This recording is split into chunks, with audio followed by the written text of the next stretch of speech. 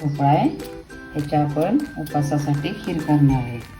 ह्याच्या आपण काप केले आणि आता आपण ह्याचे साल काढून घेतोय.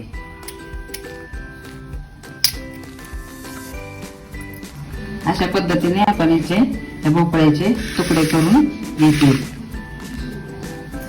आता आपण ह्याला कुकरला लावतोय.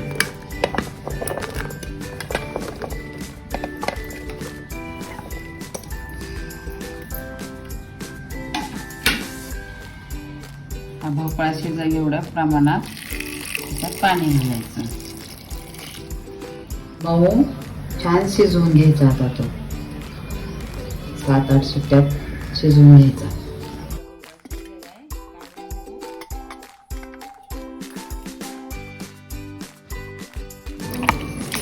चांगला बारीक करून फेटून घ्यायचा.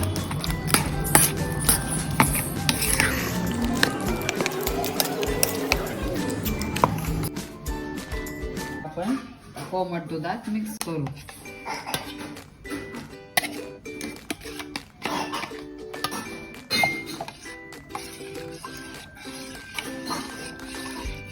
आता आपण ह्याच्यात चवीसाठी थोडी वेलची पावडर टाकायची आणि आपल्या प्रमाणानुसार साखर घालायची.